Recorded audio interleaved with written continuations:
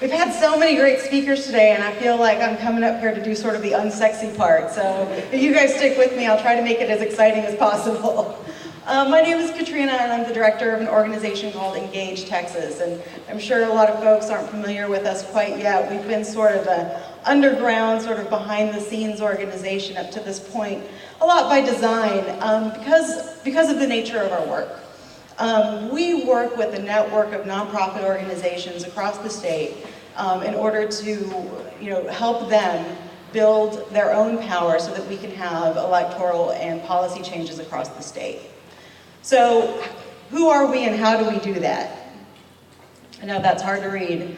There are what are called infrastructure organizations that have been developed here in Texas. We're all sort of part of an umbrella groups that are based in Washington, D.C.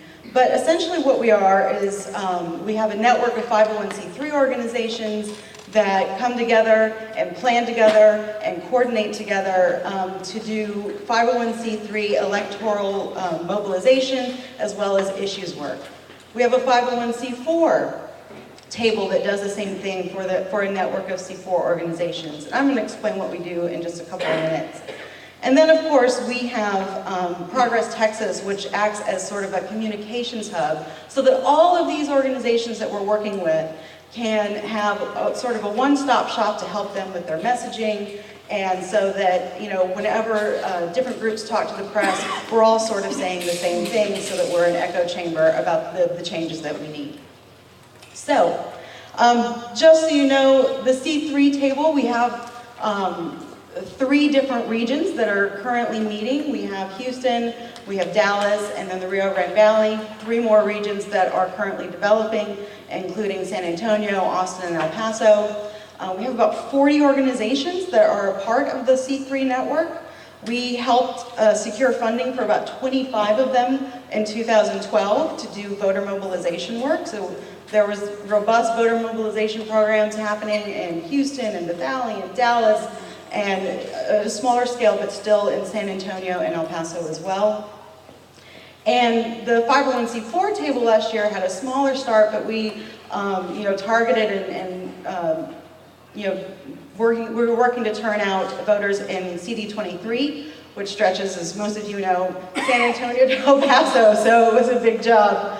But we were able to talk to about 30,000 voters in that district about the different issues that were important and help turn folks out to vote to help Congressman Pete Gallego. So, what can 501c4s do and why is this work important? Again, I know you guys probably can't see that, but we do legislative and advocacy work on issues. We do advocacy work that includes training activists and training community leaders, IDing voters through issues. We do electoral work together. And yes, we can do it. Legally, we can do electoral work.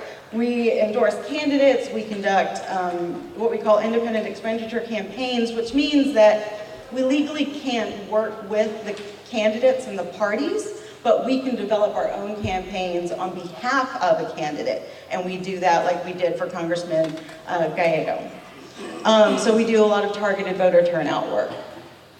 There's a lot of legal work that we do as far as litigation on different things like the voter ID bill that has been struck down and is likely to rear its ugly head at some point. A lot of the organizations we work with were a part of that, including here, League of Young Voters has been really active, and I saw them here earlier today, but they've been very active in that fight. Couldn't do it without them.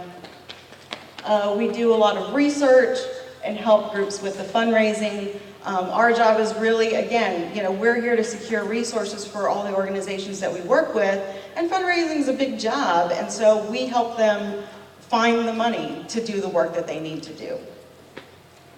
So, again, Engage Texas, we're sort of a convener, we're sort of a coordinator, we're a behind-the-scenes organization trying to provide access to all types of different resources that groups need to be able to do their work. We provide them access to the voter file, which is a really expensive tool, but we give it to them for free because we secure the funding so that they can have access.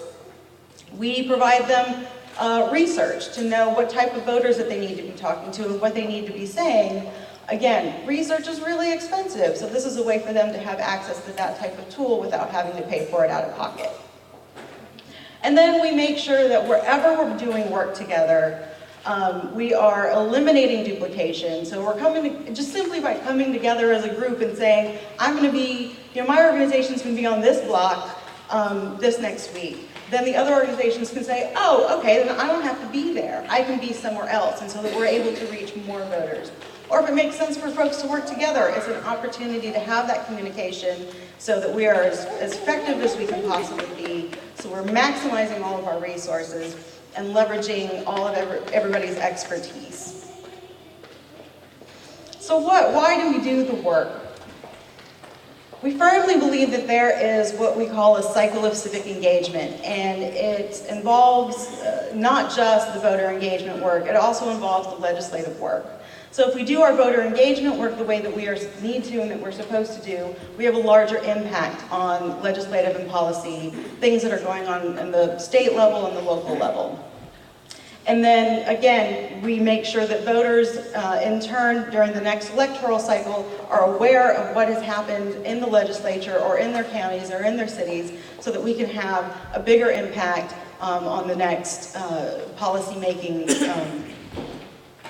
whether it be the legislative agenda or city council or county commissioners. So in order to do that, we have to make sure that we're engaging with people year-round. We have to make sure that we are always out there knocking doors and making calls, whether it be to engage the voters or whether it be to educate people about what's going on and the different policy fights that the groups are working on. Because that was really how you get people involved to affect the change, as all of you know, because you've been doing this for so long.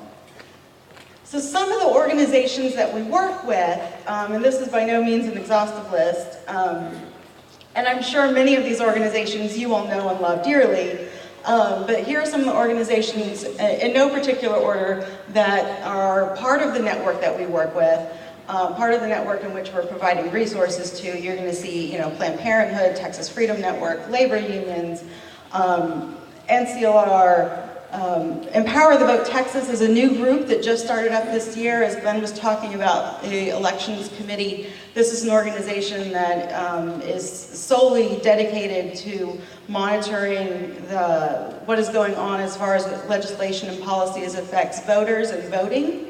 And we're going to be working with her to develop a proactive issue agenda so we can make voting easier for people, so we can make it more modern for people to participate. But there's a lot of really great groups that do lots of hard work, not just in electoral years, but in issues environment as well. And this is sort of, some of the issues that these groups work on. By no means is this an exhaustive list. But there are all kinds of these fights going on right now in the legislature. And if anyone's interested in working with one of these groups, and learning more about what they're doing and more about the issues that they're working on, please let me know. I'm going to be around here during the small groups. But please let me know.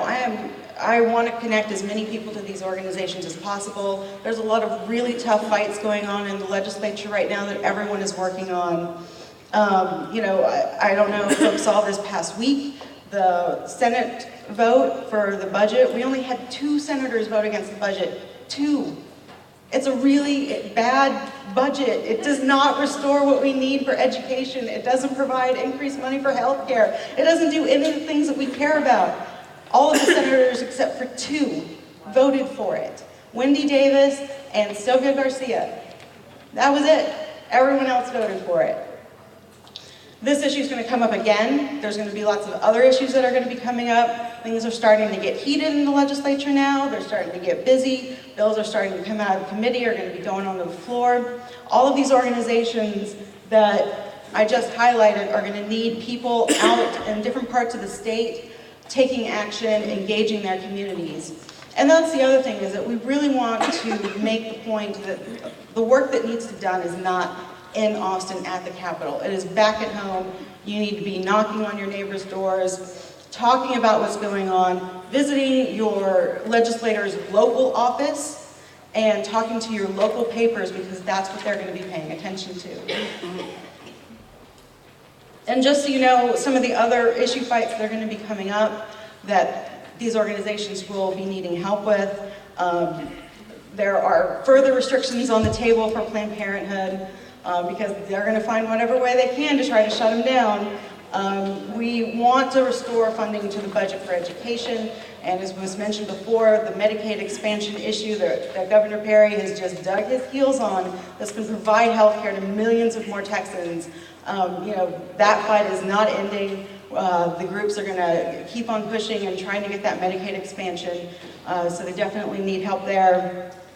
And then we're really likely to see, at some point in the year, we think redistricting come back. So we're going to have that fight again and talk about, where the lines are going to be drawn and, the disenfranchisement of a lot of voters that aren't going to have their voices heard in their communities. So anyway, I'll wrap up there, but again, like I said, I'm sort of an umbrella organization, but if you care about any of these groups, if you care about any of these issues, I'm happy to make the connection and make sure that you know exactly what's going on and in ways that you can be activists in your communities for these issues.